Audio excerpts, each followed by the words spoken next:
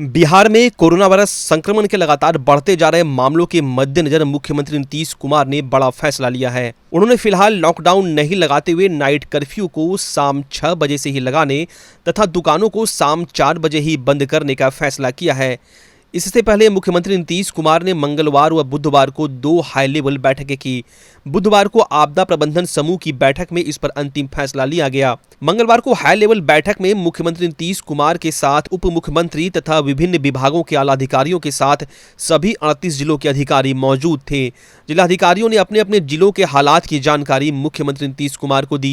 जिलों से मिले फीडबैक और कोरोना वायरस के संक्रमण के ताजा हालात पर बुधवार को आपदा प्रबंधन समूह की बैठक कर विमर्श किया गया। इस बैठक में कोरोना संक्रमण से निपटने के लिए सभी जरूरी फैसले किए गए।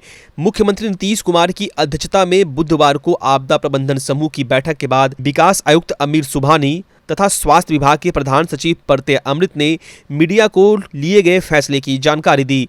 सरकार ने यह निर्णय लिया है कि शादी समारोह में अब 200 की जगह केवल 50 लोग ही शामिल हो सकेंगे।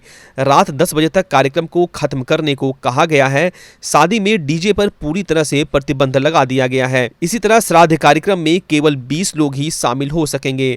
स्थानीय प्रशासन भीड़ भाड़ वाले इलाके में मंडियों को खुले इलाकों में स्थानांतरित करेंगी। भीड़ भाड़ वाले इलाके में मंडी को प्रतिबंधित किया जा सकेगा। इसमें सब्जी मंडी भी शामिल है। कोरोना से जिन लोगों की मौत होगी उनका अंतिम संस्कार सरकार के खर्चे पर होगा। जिन लोगों में कोरोना की जांच नेगेटिव आई है पर उनमें कोरोना के लक्षण थे, उनकी मौत होने पर भी उनके अंतिम संस्कार का खर्च भी सरकार उठाएगी। अमीर सुबहानी ने बताया कि कोरोना मरीजों को अस्पताल ले जाने के लिए एम्बुलेंस की समस्या नहीं हो, इसे ध्यान में रखकर सभी जिलाधिकारियों को यह कहा गया है कि वे किराए पर एम्बुलेंस ले। जिन जिलों में वेंटिलेटर ऑपरेटर की कमी की वजह से चालू नहीं हो पाए हैं, उनके बारे में निर्देश दिया गया कि निजी क्षेत्र की मदद लेकर उसे चालू कराएं। बैठक में वीकेंड लॉकडाउन को लेकर चर्चा हुई, लेकिन इस पर अंतिम सहमति नहीं बनी। फिर दुकानों को 29 अप्रैल से शाम 4 बजे ही बंद करने का फैसला लिया गया। साथ ही नाइट कर्फ्यू को भी शाम 6 बजे से सुबह 6 बजे तक लागू किया जाएगा। अगर इससे हालात नहीं सुधरे तो सरकार आगे संक्रमण की चैन तोड़ने के लिए और कड़े कदम उठा सकती है और यह कड़ा कदम पूर्ण या आंशिक लॉकडाउन ही हो सकता है। माना जा रहा है कि जरूरत पड़ने पर सरकार आंशिक या वीकेंड लॉकडाउन से शुरुआत कर सकती है। इससे हालात नहीं सुधरे तो पूर्ण लॉकडाउन भी लगाया जा सकता है। मुख्यमंत्री नीतीश कुमार पहले ही कह चुके हैं कि कोरोना वायरस का संक्रमण रोकने के लिए जरूरत पड़ने पर कोई भी कदम उठाया जा सकता है। विदित हो कि बिहार में कोरोना वायरस संक्रमण के हालात विस्फोटक हो गए हैं। राज्य में सक्रिय मरीजों का आंकड़ा 1 लाख के करीब पहुंच चुका है। संक्रमण दर लगातार बढ़ रही है तो स्वस्थ होने वालों की दर घट रही है। मौत के आंकड़े भी बढ़े हुए हैं। ऐसे में सरकार के पास कड़े फैसले लेने के अलावा कोई भी विकल्प नहीं दिखाई दे रहा है।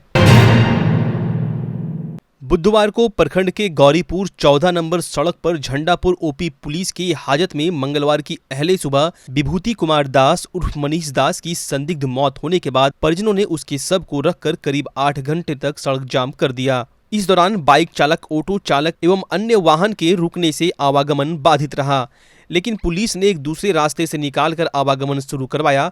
मृतक युवक के परिजन मुआवजे, सरकारी नौकरी एवं दोषी पुलिस कर्मियों को अविलंब सजा दिलाने की मांग कर रहे थे। वहीं सड़क जाम की सूचना पर बिहपुर थाना अध्यक्ष रमेश कुमार, खरीक थाना अध्यक्ष पंकज कुमार, नदी थाना अध्यक्ष संतीश सिंह, परबत्ता थाना अध्यक्ष रामचंद्र यादव, भवानीपुर थाना अध्यक्ष, गोपालपुर थाना अध्यक्ष एवं दंगा निरोधक दस्ता के जवान मौके पर पहुंच गए, मगर परिजन कुछ सुनने को तैयार नहीं थे। उसके बाद SDO Akhilesh Kumar, headquarter DSP Asrar Ahmad, BDO Satish Kumar व सीओ बलराम प्रसाद आदि ने परिजनों को समझा बुझाकर शांत करवाया।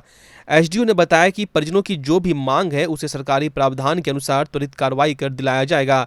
वहीं आश्वासन के बाद लोगों ने जाम हटाया और आवागमन फिर से शुरू हुआ। बुधवार को मृतक युवक विभूति दास की मां पुष्पा देवी ने अनुमंडल पदाधिकारी को आवेदन सौंपकर त्वरित कार्रवाई करने की गुहार लगाई है। अपने आवेदन में बताया कि मेरे बेटे को पुलिस ने 23 अप्रैल को पकड़ा, उसके बाद 27 अप्रैल को 10 बजे दिन तक नहीं मिलने दिया। विभूति को सुमन कुमार मंडल एवं कुणाल कुमार मंडल घर से बुलाकर पुलिस से पकड़ा दिए। पुलिस ने विभूति को हाजत में ही मार दिया। गाड़ी मालिक के पास मेरे बेटे का 60,000 रुपया मजदूरी बकाया है। पुलिस ने 4 दिन तक हाजत में रखा एवं हत्या को आत्महत्या का रूप दे दिया, जो अन्याय है। झंडापुर ओपी में उपस्थित पुलिस कर्मियों पर हत्या का केस दर्ज हो तथा स्पीडी ट्रायल चलाकर सजा दिलवाई जाए। वहीं केस की जांच न्यायिक दंडाधिकारी या जिला पदाधिकारी के नेतृत्व में करवाई जाए। पीड़ित परिवार को 25 लाख मुआवजा व एक सदस्य को सरकारी नौकरी भी दी जाने की मांग की। वहीं गौरीपुर के स्कॉर्पियो चालक की झंडापुर ओपी पुलिस हाजत में हुई मौत के बाबत मुख्यमंत्री को पत्र भेजकर सर्वदलीय नेताओं ने स्पीडी ट्रायल चलाकर पुलिसकर्मी को सजा दिलाने की मांग की है। भागलपुर जिले में लगातार बढ़ रहे कोरोना संक्रमण के बीच दवा दुकानदारों के द्वारा दवा की कालाबाजारी किए जाने की शिकायत मिलने के बाद जिलाधिकारी के निर्देश के बाद ड्रग विभाग के संयुक्त निरीक्षक के द्वारा 0 माइल स्थित हनुमान मेडिकल हॉल में छापेमारी की गई। संयुक्त औषधि निरीक्षक के नेतृत्व में चलाए गए छापेमारी अभियान के दौरान दुकानदार द्वारा वैश्विक महामारी कोरोना वायरस के संक्रमण से बचाव को लेकर उपयोग में आने वाली कई दवाओं के दाम ग्राहकों से ज्यादा वसूले जाने की बात स्वीकार की। इस दौरान ड्रग विभाग के द्वारा कई दवा और कागजात को सील करते हुए विधि सम्मत कार्रवाई करने की बात कही। औषधि विभाग के द्वारा लगातार दवाओं की कालाबाजारी पर रोकथाम को लेकर किए जा रहे छापेमारी से दवा की कालाबाजारी करने वाले दुकानदारों में हड़कंप का माहौल देखा जा रहा है। इतना मिला था कि यहाँ पर कुछ दवाइयों का कालाबाजारी और जमाखोरी किया जा रहा है तथा अधिक दाम पर ग्राहक को बेचा जा रहा है। इसी के आलोक में भागलपुर औषधि नियंत्रण प्रशासन के टीम द्वारा छापामारी का कार्य किया गया। छापामारी के दौरान में हम लोग जनरली अभी जो कोरोना काल में जो दवा यूज हो रहा है उसी का हम लोग जांच किए, जिसका इन्होंने क्रय अभिलेख नहीं प्रस्तुत किया, जिस कारण से उक्त औषधियों की बिक्री पर रोक लगा दी गई। क्या कार्रवाई की जाएगी? आगे हम लोग विभागीय स्तर से कार्रवाई होगी, क्योंकि लाइसेंस पूरा दुकान है, लाइसेंस प्राप्त है, इसलिए इनके ऊपर विभागीय कार्रवाई होगी। इनका लाइसेंस या तो कैंसिल होगा या तो निलंबित होगा। सर, ये किनकी सूचना थी ये यहाँ पर इस तरह से बिक्री की जा रही है? डीएम साहब को कहीं से सूचना मिली थी, डीएम साहब के स्तर से हम लोग को सूचना प्राप्त हुई। पूरे देश के साथ साथ बिहार और भागलपुर में लगातार बढ़ रहे कोरोना संक्रमित मरीजों के आंकड़ों के बीच सरकार के द्वारा लॉकडाउन लगाए जाने की चर्चा के बीच बिहार कांग्रेस विधानमंडल दल के नेता और भागलपुर विधायक अजीत शर्मा ने केंद्र सरकार पर जमकर निशाना साधते हुए कहा है कि भारत छोड़कर विश्व के सभी देशों ने इस महामारी से बचाव के लिए पुख्ता इंतजाम कर लिए, जबकि पिछले एक वर्ष में केंद्र सरकार के द्वारा वैश्विक महामारी कोरोना वायरस के संक्रमण से बचाव को लेकर अभी तक कोई भी कार्य नहीं किया गया है, जिसके कारण आज पूरे देश के साथ साथ बिहार में मौत का आंकड़ा बढ़ता ही जा रहा है। देखिए, लॉकडाउन का जो बातें चल रही है मैंने भी सुना है। अभी आप सड़क पे जाइए, कोई बाहर नहीं निकलता है। लॉकडाउन तो समझिए कि नहीं लगने के बावजूद भी सड़क सुनसान पड़ा है, सब लोग भयभीत हैं, डरे हुए हैं, क्योंकि कोई इलाज नहीं है सरकार के द्वारा। 1 वर्ष से ऊपर हो गए और कोई तैयारी नहीं है, नो बेड है, नो ऑक्सीजन है, नो दवाई है, नो डॉक्टर है, नो नर्स है, कोई नहीं है, नो ट्रॉली मैन है। आप चले जाइए, कहीं कोई इलाज नहीं हो रहा है। कोरोना संक्रमण से बचाव को लेकर जीवन रक्षक ऑक्सीजन सिलेंडर का भंडारण करने वाले लोगों से जीवन जागृति सोसाइटी के अध्यक्ष और प्रसिद्ध शिशु रोग विशेषज्ञ डॉक्टर अजय कुमार सिंह ने अपील करते हुए कहा है कि अभी जिले में लोगों की जान बचाने को लेकर ऑक्सीजन सिलेंडर की जरूरत है और लोग इसका भंडारण ना करें, दूसरे जरूरतमंदों को इसका लाभ लेने दें। साथ ही डॉक्टर अजय कुमार सिंह ने लोगों से ऑक्सीजन सिलेंडर सर्कुलेट करते रहने की बात भी कही, जिससे ऑक्सीजन सिलेंडर की कमी जिले में ना हो। मैं अध्यक्ष हूँ जीवन जागृति सोसाइटी का, और हम लोगों ने भी ऑक्सीजन सिलेंडर का व्यवस्था किया था। लेकिन क्या देख रहे हैं कि जो ऑक्सीजन सिलेंडर ले जा रहे हैं वो रख ले रहे हैं कई दिनों तक, और ये सोच रहे हैं कि 8-10 हज़ार जो हमें एडवांस मनी लगा था, सिक्योरिटी मनी, वो हमारा सिलेंडर है हमारे पास हो गया। ऐसा नहीं है। आप ये संस्था है जो हम लोग चला रहे हैं, ऐसे कई लोगों के साथ प्रॉब्लम हो रहा है, और अभी ज़रूरत है सर्कुलेट करने का। आप भंडारण मत करिए, सर्कुलेट करिए, और ऊपर वाला आपको आशीर्वाद देगा। आप दूसरे का भी मदद करने दीजिए। तो जो भी सिलेंडर ले जाते हैं उसको जल्दी से जल्दी आइए और रिफ़िल कराइए।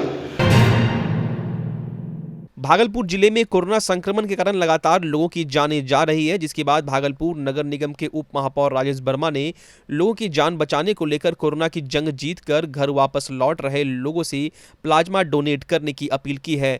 राजेश वर्मा ने कहा कि प्लाज्मा डोनेट कर लोगों की जान बचाई जा सकती है। साथ ही उप महापौर ने आम लोगों से सरकार और जिला प्रशासन के द्वारा जारी गाइडलाइन का पालन करने की भी बात कही। और दवाई के अभाव में लोगों की जान जा रही है, ठीक उसी तरीके से प्लाज्मा नहीं मिलने के कारण भी कई कोरोना संक्रमित मरीजों की जानें जा रही है। मैं आप सभी अभिभावकों से, युवा साथियों से ये उम्मीद और अपील करता हूँ, निवेदन करता हूँ कि जितने भी हमारे नौजवान साथी हैं, जितने भी हमारे अभिभावक हैं जो कोरोना की जंग को जीतकर अपने घर वापस आ रहे हैं, वैसे सभी हमारे अभिभावक, युवा साथी प्लाज्मा डोनेट करने का काम करें, ताकि आपके प्लाज्मा डोनेट करने से कई जिंदगियां बचाई जा सकती है। माउंट जेवियर्स 10+2 स्कूल में टीचर्स और मैनेजमेंट की बैठक हुई। इसमें कोविड-19 को लेकर जो नई गाइडलाइंस आई है उसके अनुसार किस तरह से एकेडमिक को आगे बढ़ाया जाए, इस पर सभी ने अपने विचार रखे। माउंट जेवियर्स के साइंस हेड पीके झा ने बताया कि इस समय सभी पेरेंट्स को अपने बच्चों के लिए एकेडमिक्स की शुरुआत कर देनी चाहिए, ताकि साइंस और कॉमर्स में बच्चे सही समय पर जनरल कंपटीशन एग्जाम को फेस करने के लिए तैयार रहें। Commerce HO doctor Pankaj Tandon ने बच्चों को सीए और सीएस फाउंडेशन के लिए मार्गदर्शन किया। माउंट जेवियर्स के डायरेक्टर सुमित सलारपुरिया ने सभी अभिभावक से यह अपील की कि बच्चों के भविष्य के लिए सभी पेरेंट्स को उनके इस सेशन में जल्द से जल्द नामांकन कराना चाहिए। साथ ही स्कूल के चेयरमैन मानवेंद्र शुक्ला ने बताया कि माउंट जेवियर्स स्कूल ने अपना स्कूल ऐप लॉन्च किया है, जो गूगल प्ले स्टोर पर उपलब्ध है, क्योंकि इस समय में ऑनलाइन ही एकमात्र विकल्प है जिससे बच्चों की पढ़ाई नियमित रह सकती है। वार्ता में शिक्षक अमित, चंद्रकांत पंडित, संतोष, जीवा, प्रवीण, आशुतोष ने आगे आने वाले समय में एकेडमिक के सब्जेक्ट को तय समय में गुणवत्तापूर्ण खत्म करने की रूपरेखा तैयार की और अपने अपने विचारों को रखा। प्रशासन और सीबीएसई के गाइडलाइन के अनुसार कोरोना को देखते हुए सिर्फ और सिर्फ अभी ऑनलाइन ही विकल्प है, जिससे बच्चों का समय कम किल हो और अच्छी पढ़ाई हो सके। क्योंकि साइंस और कॉमर्स का जो 11-12 का सिलेबस है वो बहुत बड़ा है। इसको देखते हुए हम लोग अभी ऑनलाइन क्लासेस स्टार्ट कर रहे हैं प्रॉपरली। कुछ बच्चे को प्रॉब्लम होता है, स्टार्टिंग 10th का सिलेबस बहुत कम होता है और 11-12 में सिलेबस जाके बहुत ज़्यादा होता है। उसको देखते हुए हम लोग अभी ऑनलाइन सारा क्लासेस स्टार्ट हो रहा है, साइंस का और कॉमर्स का भी। कोविड को देखते हुए हम लोग उस तरह का ही अभी हम लोग सिलेबस पढ़ा रहे हैं कि कोविड को देखते हुए सारा चीज़ कवर हो सके सही से बच्चे का और समय बच्चों का किल नहीं हो पाए। मैं सभी 10th के जितने भी बच्चे हैं पहले उससे ये अपील करना चाहता हूँ कि माउंट जेवियर स्कूल ने अब अपना खुद का एक ऐप जो है वो लॉन्च किया है, जिसके थ्रू वो घर बैठे पूरी तरह से अपनी क्लासेस को कर सकते हैं। सेकंड थिंग ये कि जितने भी ऐसे बच्चे हैं उन बच्चों को मोबाइल बेस्ड ऐप जो है वो हम लोग प्रोवाइड करेंगे, जो कि गूगल ऐप स्टोर में वो चीज़ मिल जाएगा। और जितने भी बच्चे जिनका ऑनलाइन क्लासेस होगा, स्कूल के खुलने के बाद सरकार की जो गाइडलाइंस आएगी उसमें फिर उन सभी बच्चों का एक रिवीजन क्लास भी रखेंगे, जिससे जो बच्चों को कुछ प्रॉब्लम हुई उन सभी प्रॉब्लम्स को जो है हम लोग ऑनलाइन स्पेशल क्लास दे करके, इवनिंग में क्लासेस दे करके उस चीज़ को कवर कर दें। भागलपुर के सुल्तानगंज में बढ़ते कोरोना संक्रमण को लेकर बिहार सरकार एवं जिला प्रशासन द्वारा जारी गाइडलाइन के बावजूद इलेक्ट्रॉनिक, किताब, मोबाइल दुकान, सब्जी मंडी दुकानदार सहित कई दुकानदार के द्वारा सरकार के गाइडलाइन का पालन नहीं करते हुए दिखाई दे रहे हैं। दुकानदारों ने बताया कि सरकार की गाइडलाइन हम नहीं मानते हैं और शहर में ऐसे कई दुकानदार खुले हैं जिससे शहर में कोरोना संक्रमण को बढ़ावा दिया जा रहा है। साथ ही बिना मास्क के भी शहर में लोग घूमते नजर आए। इसको लेकर स्थानीय पुलिस प्रशासन के द्वारा शहर में सरकार की गाइडलाइन का सख्ती से पालन नहीं करने पर यहां के दुकानदार सुबह 6 बजे से शाम 7 बजे तक दुकान खोलकर कोरोना संक्रमण को बढ़ावा दे रहे हैं। आपके भागलपुर में पूरी भव्यता के साथ महिलाओं के लिए पहली बार भव्य रेंज और ब्रांडेड आइटम का संसार भाव्या।